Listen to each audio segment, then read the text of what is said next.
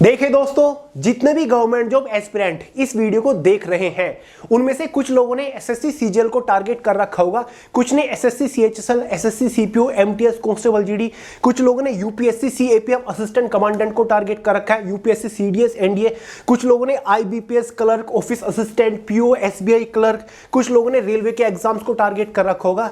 लेकिन दोस्तों, आज इस वीडियो में मैं आपको एक ऐसी जबरदस्त और अनोखी गवर्नमेंट जॉब के बारे में बताने वाला हूं जिसके बारे में सुनने के बाद लिटरली आप सब कुछ भूल जाओगे।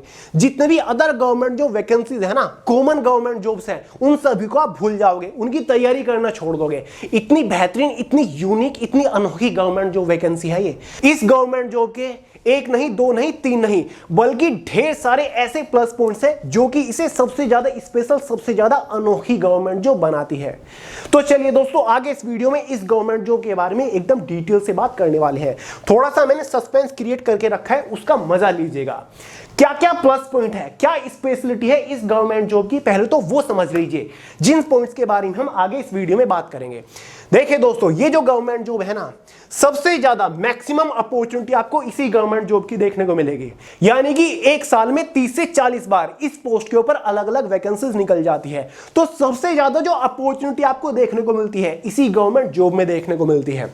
दूसरा प्लस पॉइंट है लेस कंपटीशन। सभी गवर्नमेंट जॉब के मुकाबले सबसे कम कंपटीशन रहता है, मतलब सिलेक्शन के सबसे ज्यादा चांसेस इसी गवर्नमेंट जॉब में है। हाईएस्ट सैलरी आपको बहुत ही जबरदस्त देखने को मिलेगी। क्या सीजीएल, क्या रेलवे, सब कुछ भूल जाओगे आप इसकी सैलरी के आगे। बताऊंगा आपको कितनी सैलरी आपको मिलती है। नो हायर क्वालिफिकेशन, कोई हायर, कोई स्पेशल क्वालिफिकेशन नहीं मांगते यहां पर। ग्रेजुएशन या फिर कोई डिप्लोमा या फिर सर्टिफिकेट नहीं मांगते। सिंपली 10, 12 ग्रेजुएट पास कैंडिडेट्स एलिजिबल होते हैं। पोस्ट इन एवरी डिपार्टमेंट, जितने भी सरकारी विभाग है, जितने भी गवर्नमेंट डिपार्टमेंट्स हैं, ऑलमोस्ट सभी में इस पोस्ट के ऊपर वैकेंसीज निकलती है। शुरुआत में बताया, साल में इस पोस्ट के ऊपर 30 से 40 बार वैकेंसीज निकलती है। इंटरेस्टिंग जॉब प्रोफाइल, काम बड़ा ही इंटरेस्टिंग है, बहुत ही प्यारा काम है। सिलेक्शन होने के बाद जबरदस्त काम करना पड़ता है, आपको बहुत ज्यादा पसंद आएगा कि भैया हमें तो यही काम करना है। बताऊंगा क्या काम होता है। लेस वर्कलोड, सिलेक्शन होने के बाद बहुत ही कम वर्कलोड होता है, ठीक है, ना के बराबर आपको काम करना पड़ता है। Fast selection procedure, selection procedure बहुत ही फास्ट चलता है। फॉर्म अप्लाई करने के मात्र 5 से 6 महीने के अंदर आपको फाइनल सिलेक्शन मिल जाता है। Easy to moderate exam, exam बहुत ज्यादा टफ नहीं आता। टफ क्या होता है इसके एग्जाम में आपको देखने को नहीं मिलेगा। इजी टू मॉडरेट लेवल का एग्जाम होता है इसका। लो कट ऑफ अदर गवर्नमेंट जो वैकेंसीज के कंपैरिजन में काफी कम रहती है। सीजीएल, सीएचएसएल, एमटीएस, जीडी उठा लीजिए, आईबीपीएस, बैंकिंग, कोई भी उठा लीजिए, कट ऑफ सबसे ज्यादा कम रहेगी इस पोस्ट के ऊपर। Short selection procedure, selection procedure काफी शॉर्ट होता है। ये नहीं प्री हो गया, मींस हो गया, इंटरव्यू, स्किल टेस्ट, ऐसा कुछ नहीं होता। एग्जाम और स्किल टेस्ट सिंपली आपका खेल खत्म हो जाता है। इतना कम छोटा सिलेक्शन प्रोसीजर होता है। तो ये स्पेशलिटी होती है दोस्तों इस गवर्नमेंट जॉब की, ठीक है। अब सबसे पहले मैंने आपको बताया कि सैलरी बहुत ही इंटरेस्टिंग है। सीजीएल को आप भूल जाओगे, सीएचएसएल को आप भूल जाओगे, इतनी बेहतरीन सैलरी है। तो भाई सैलरी कितनी है, सबसे पहले आपको यही बताता हूं। पोस्ट कौन सी है, जॉब कौन सी है, सस्पेंस है, आगे मैं आपको बता रहा हूं। पहले इसकी खास बातें सुन लीजिए। इस पोस्ट के ऊपर जस्ट आफ्टर सिलेक्शन जो आपकी इनिशियल इन हैंड सैलरी रहती है ना, लिटरली बता रहा हूं, वो केवल 58,000 रुपए पर मंथ रहती है। ग्रेजुएशन पास नहीं मांगा जाता। जस्ट आफ्टर 12th इस पोस्ट के ऊपर सिलेक्शन होने के बाद शुरुआती सैलरी आपको 58,000 मिलेगी। सुन रहे हो, 10वीं पास वाले भी एलिजिबल होते हैं काफी सारी पोस्ट के लिए। 58,000 सैलरी अपने आप में मायने रखती है दोस्तों। इतनी बेहतरीन सैलरी आपको मिल रही है जस्ट आफ्टर 12th। और क्या चाहिए आपको, ठीक है, क्लियर है। साथ ही दोस्तों क्लरिकल पोस्ट है ये एक, मतलब आपको कोई फिजिकल ड्यूटी, फील्ड ड्यूटी नहीं करनी। मस्त ऑफिस सेक्शन के अंदर बैठकर 9 to 5 की जॉब करनी है। मस्त एसी कैबिन आपको मिलती है। वर्कलोड बहुत ही कम होता है, ना के बराबर काम होता है। काम आपको ढूंढना पड़ेगा कि मैं क्या काम करूं, वरना मस्त आप एसी रूम के अंदर बैठे हैं। पर्सनल एक्सपीरियंस है इस गवर्नमेंट जॉब का मेरा, बताऊंगा कैसे। तो इतनी बढ़िया गवर्नमेंट जॉब है, ठीक है। नेक्स्ट पॉइंट है हमारा लेस कंपटीशन का। मैंने जिक्र किया था कि कंपटीशन बहुत ही कम रहता है। कम कितना रहता है, किसी भी डिपार्टमेंट के अंदर अगर आप की हम बात करें, जिस भी डिपार्टमेंट के अंदर ये जॉब निकल रही है, तो यार एक सीट का अगर हम कंपटीशन काउंट करें ना, तो 30 कैंडिडेट, यानी कि एक वैकेंसी के ऊपर 30 कैंडिडेट की फाइट रहती है बस। सीएचएसएल को उठाकर देख लीजिए, एक वैकेंसी के ऊपर 1000, 1500, 2000 कैंडिडेट्स का कंपटीशन रहता है। अगर हम यहां पर बड़े से बड़ा डिपार्टमेंट भी लेना, ऐसा डिपार्टमेंट जिसमें कंपटीशन ज्यादा रहता है, वहां पर भी एक सीट के ऊपर मैक्सिमम 50 कैंडिडेट्स का ही कंपटीशन रहेगा। एवरेज कंपटीशन एक सीट के ऊपर 30 कैंडिडेट्स का रहता है। इसी वजह से सिलेक्शन के चांसेस बढ़ जाते हैं।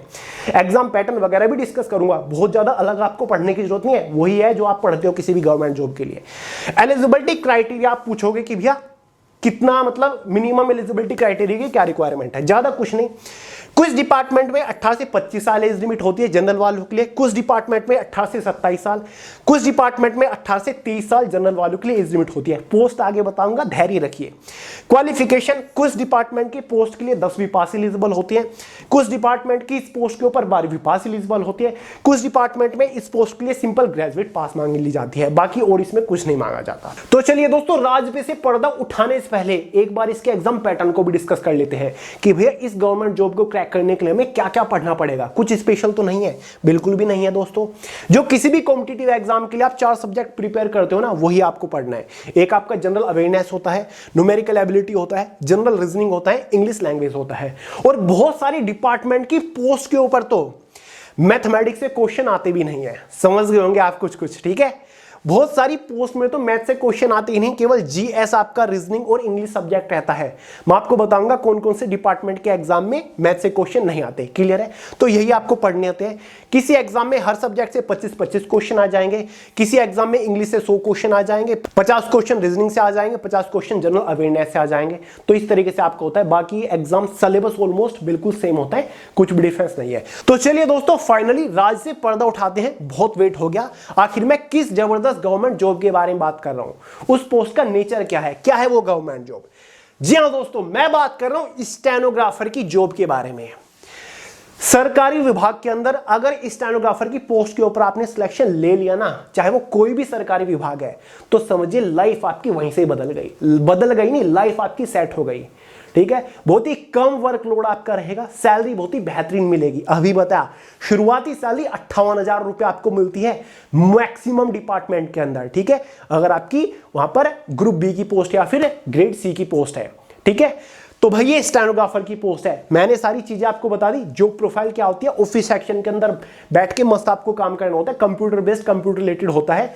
कोई भी फिजिकल ड्यूटी, कोई भी फील्ड ड्यूटी आपको नहीं करनी होती है इस पोस्ट के ऊपर। ठीक है, 5 बजते ही ऑफिस से बाहर आपको कोई मतलब आपको रोक नहीं सकता। तो ये आपकी जॉब होती है। सैलरी वगैरह के बारे में मैंने आपको बता दिया। कौन कौन से विभाग के अंदर स्टेनोग्राफर की पोस्ट के ऊपर वैकेंसी निकलती है। सबसे पॉपुलर तो आपका एसएससी स्टेनोग्राफर है। एसएससी के थ्रू स्टेनोग्राफर की वैकेंसी आती है, आती नहीं, इसी महीने वैकेंसी आ रही है। कब फॉर्म स्टार्ट होंगे, क्या प्रोसीजर रहता है, आगे बताऊंगा। क्लियर है? क्या होता है स्टेनोग्राफी, अगर किसी को नहीं पता वो भी आपको बता दूंगा। देखिए, DSSS स्टेनोग्राफर की वेरियस पोस्ट निकलती है हर साल। NVS स्टेनोग्राफर निकलता है, ESIC स्टेनोग्राफर, EPFO स्टेनोग्राफर अभी अभी गया, KVS स्टेनोग्राफर, CAPF के अंदर ASI स्टेनोग्राफर की वैकेंसी निकलती है, अभी अभी गई कल BSF के थ्रू। रेलवे स्टेनोग्राफर की वैकेंसी निकलती है, EMRS स्टेनोग्राफर, DDS स्टेनोग्राफर, साथ ही CBSE stenographer, NCERT stenographer, various AIIMS के अंदर भी स्टेनोग्राफर की पोस्ट के ऊपर वैकेंसी निकलती है। जिपमेर, बहुत सारी स्टेनोग्राफर की, हर एक विभाग के अंदर स्टेनोग्राफर की पोस्ट के ऊपर वैकेंसी निकलती ही निकलती है। तो हर साल 30 से 40 अलग अलग विभाग के अंदर स्टेनोग्राफर की पोस्ट के ऊपर वैकेंसीज निकलना तय है। वैकेंसीज थोड़ी सी लिमिटेड ही होती हैं, लेकिन सिलेक्शन के चांसेस उतने ही ज्यादा होते हैं। अब देखिए दोस्तों, यहां पर मैंने शुरुआत में जिक्र किया है एसएससी स्टेनोग्राफर का, इसी से बात कर लेते हैं क्योंकि आने वाली सबसे पॉपुलर, सबसे फेमस यही पोस्ट है। और इस बार टोटल नंबर ऑफ वैकेंसीज आपको अराउंड 3000 के आसपास देखने को मिलने वाली है। एसएससी के थ्रू हर साल स्टेनोग्राफर ग्रेड सी और डी की पोस्ट के ऊपर वैकेंसी निकलती है। सभी डिपार्टमेंट के अंदर निकलती रहती है, लेकिन हम यहां पर एसएससी स्टेनोग्राफर को रेफरेंस में लेके बात कर रहे हैं। इसके लिए ऑनलाइन फॉर्म आपके 26 जुलाई से स्टार्ट हो रहे हैं। फॉर्म की आखिरी तारीख 24 अगस्त रहेगी। अक्टूबर नवंबर में आपका एग्जाम कंडक्ट करा लिया जाएगा। एक एग्जाम होता है, स्किल टेस्ट होता है, कोई प्रीमियंस एग्जाम का चक्कर नहीं होता है। स्किल टेस्ट जो स्टेनोग्राफी टेस्ट होता है वो क्वालिफाइंग नेचर होता है। एसएससी की तो फॉर्म फीस भी बहुत ज्यादा नहीं, जनरल ओबीसी ईडब्ल्यूएस वालों के लिए 100 रुपए होती है। फीमेल एसटी एससी पीएच वालों के लिए कोई भी फॉर्म फीस चार्ज नहीं की जाती। यहां पर एज लिमिट ग्रेड डी के लिए 18 से 27 साल होती है, ग्रेड सी के लिए 18 से 30 साल होती है। ग्रेड सी थोड़ी हाई लेवल की पोस्ट है, टेक्निकली ग्रुप बी की पोस्ट होती है। ये आपकी 4200 से 4600 रुपए ग्रेड पे वाली पोस्ट है और ग्रेड डी की आपकी 2400 रुपए ग्रेड पे वाली पोस्ट है। तो इस पोस्ट के ऊपर आपको 58 से 60,000 रुपए तक की सैलरी मिल जाती है और यहां पर आपको लगभग 46 से 47,000 तक की सैलरी आराम से मिल जाती है, जो कि ग्रेड डी की पोस्ट है, ग्रुप सी की पोस्ट आती है। क्वालिफिकेशन वही 12वीं पास कैंडिडेट्स एलिजिबल होते हैं। ठीक है, एग्जाम पैटर्न मैंने आपको बता दिया। जनरल अवेयरनेस से 50 क्वेश्चन, रीजनिंग से 50 क्वेश्चन, 100 क्वेश्चन आपके इंग्लिश से आते हैं। ठीक है, ये एसएससी स्टेनोग्राफर का एग्जाम पैटर्न रहता है।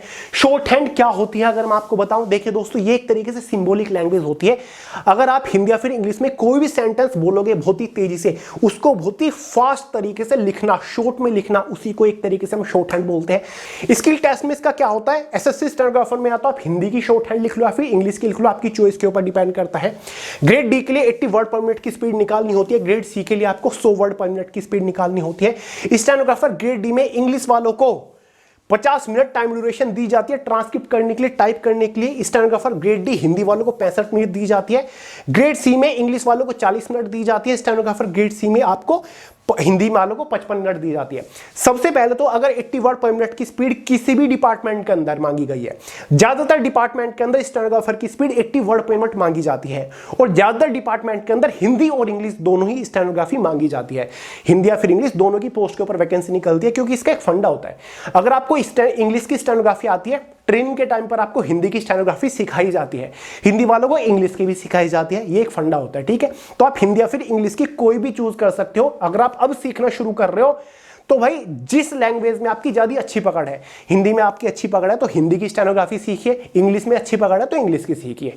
क्लियर है, ज्यादा टाइम नहीं लगेगा। अगर आप डेडिकेटेडली 4 से 5 महीने दे देते हो तो 80 वर्ड पर मिनट की स्पीड इजीली लेकर आ जाएंगे। मैं तो खुद एक गवर्नमेंट डिपार्टमेंट के अंदर स्टेनोग्राफर रह चुका हूं, 4 से 5 महीने के अंदर 80 वर्ड पर मिनट की स्पीड लेकर आया था, और तब मैंने सिलेक्शन को उठा के फेंका था। तो दोस्तों, मेरा पर्सनल एक्सपीरियंस है, बहुत ही बेहतरीन एक्सपीरियंस रहा था उस विभाग के साथ। हालांकि 2 साल ही किया है, लेकिन जितना भी किया है जबरदस्त एक्सपीरियंस रहा था, तो इसलिए सबसे बेस्ट मानता हूं मैं स्टेनोग्राफर की पोस्ट।